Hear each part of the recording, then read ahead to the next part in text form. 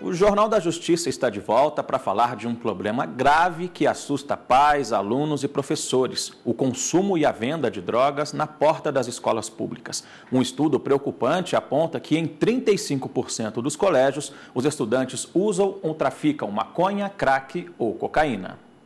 A pesquisa ouviu mais de 54 mil diretores de todo o país. Eles responderam a um questionário socioeconômico aplicado pelo INEP no ano passado. Uma das perguntas era sobre o tráfico e o uso de drogas na porta das escolas. O Piauí foi o que apresentou os menores índices. Pouco mais de 15% dos entrevistados disseram que essas práticas acontecem por lá. Do outro lado da tabela aparece o Distrito Federal, onde a situação é bem mais preocupante. De acordo com o levantamento, 53% dos diretores educacionais disseram que o consumo ou a venda de drogas acontece nos arredores dos colégios.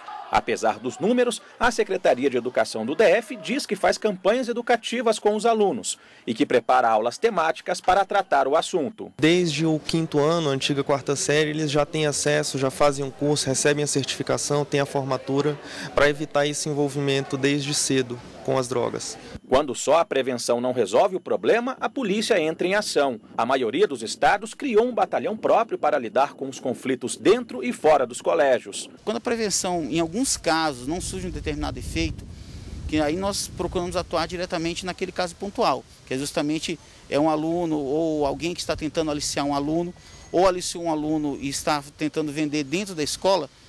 Nós atuamos nesse momento. Desde 2004, a Universidade de Brasília coordena um programa que capacita professores que aprendem a lidar com esses casos. Nos próximos anos, a expectativa é especializar mais de 200 educadores. O nosso trabalho ele tem um resultado assim muito rápido no sentido de que esse educador ele se empodera de si mesmo como educador para fazer a prevenção, mas ele também se conscientiza de que ele não pode fazer isso sozinho, né? Este advogado, especialista em direito civil, explica que se ficar provado o tráfico de drogas dentro de uma escola pública, os diretores e o Estado podem ser punidos. A criança, dentro da escola, ele está sob a guarda da direção da escola, que é um agente público. Qualquer situação vivenciada pela criança negativa, seja uma agressão, seja o consumo de drogas, o agente público ele se vê como o praticante de um ato que é capaz de embasar uma indenização civil, uma indenização a ser paga pelo Estado. Bom, e para falar sobre este assunto, nós recebemos aqui no estúdio o defensor público, o doutor André Prachedes, para falar não só sobre esse consumo de crack na porta das escolas, mas também sobre usuários de drogas que possuem trabalho fixo. Doutor, muito boa tarde, obrigado pela participação mais uma vez. Boa tarde, Fred. Bom, doutor, a gente viu ali na reportagem, né? Antigamente o tráfico estava nas cracolantes que a gente conhecia, nos grandes centros. Hoje, esse consumo e venda de droga, eles estão migrando para a porta das escolas, isso é muito grave, né? Escolas públicas, isso, na verdade, essa matéria, isso não é novidade, a gente já sabe que isso tem acontecido já de algum tempo, que as drogas já estão rondando aí as portas das escolas, principalmente as escolas públicas aqui no Distrito Federal e eu acredito no país todo. Pois é, a gente tem aqui no Distrito Federal 53% dos diretores afirmaram nessa pesquisa que há a venda ou o consumo de drogas, né? É a região com maior índice. Também preocupa muito, né? O Fred, essa estatística, essa divulgação, ela vem ao encontro daquilo que se sabe, né? Nós temos aí acompanhando com alguma preocupação, temos contatos com pessoas envolvidas na escola pública e isso realmente é algo que acontece. Acontece porque a gente sabe que hoje os professores estão prejudicados, hoje a escola pública está, hoje, além dos problemas já estruturais que existem na escola pública, ainda há essa questão específica da droga que está cada vez mais presente lá. Doutor, a gente acompanhou na semana passada a morte do cantor, do vocalista da banda Charlie Brown Jr., o Chorão, e ele era um usuário de droga, né? Como é que fica essa situação? A mulher dele tentou de todas as formas fazer com que ele parasse de usar a droga e não conseguiu. Quando a família não consegue, o Estado pode fazer uma intervenção ali, doutor? Fred, sempre é importante que a gente deixe muito claro no tocante a essa questão da droga, particularmente quanto à internação compulsória ou, eventualmente, a involuntária. São medidas excepcionais, são medidas drásticas. A internação compulsória, ela atinge um dos pilares da dignidade da pessoa humana, que é a autonomia da vontade. Então, a gente apenas quer deixar claro aqui que internação compulsória, dentro da nossa ordem jurídica, é uma medida excepcional, medida drástica.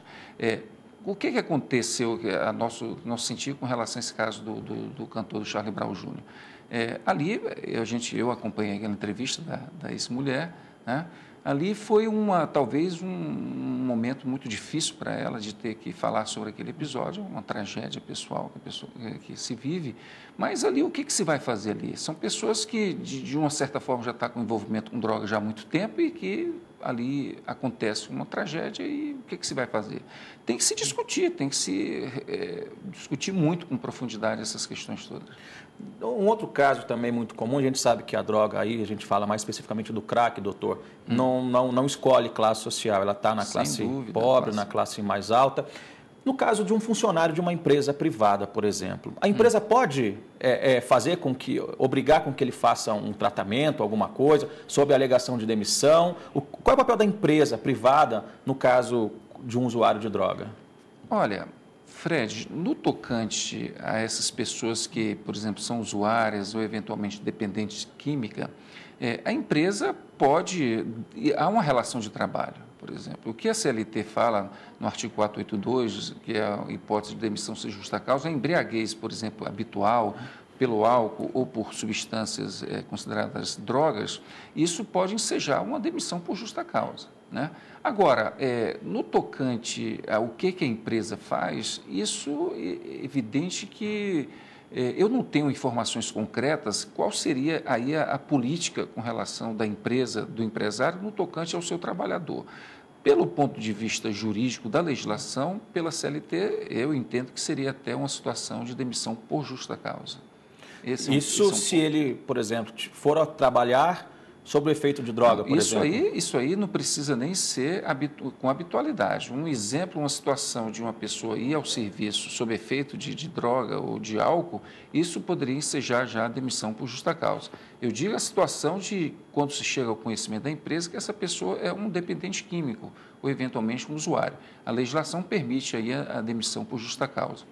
No tocante a uma outra questão que eu acho interessante a gente colocar agora, seria a questão desse dependente, usuário, que eventualmente seja um empresário, seja uma pessoa que tem negócios, artista, por exemplo, como era o caso do Chorão.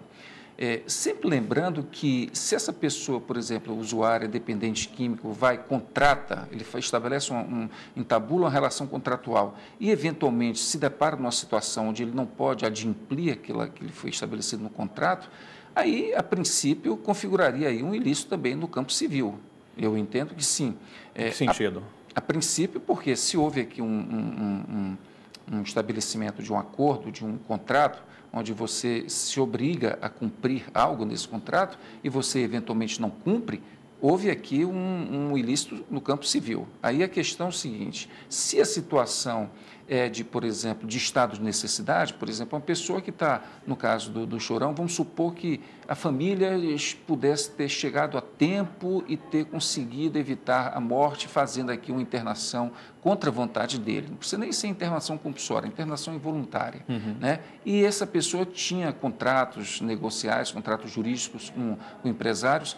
Eventualmente, aqui configuraria a situação de estado de necessidade. Agora, o que a legislação civil fala? É que, ainda assim, haveria aqui o direito de indenizar ali aquela parte que sofreu aqui o prejuízo, o dano no contrato de trabalho.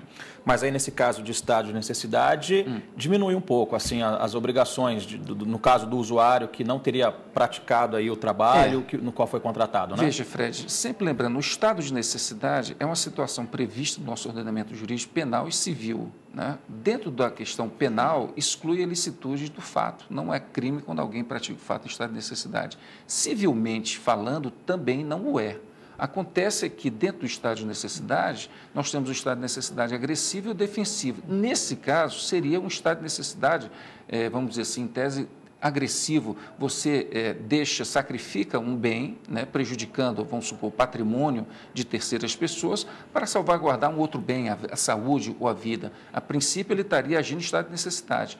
Do ponto de vista penal, não haveria responsabilidade nenhuma. Civilmente, poderia haver a obrigação de indenizar. Esse estado de necessidade, doutor, vamos imaginar aí um funcionário de uma empresa privada. Ele chega para o chefe e fala, eu preciso me tratar, porque ele diz que é dependente químico, por exemplo, ou de droga, né?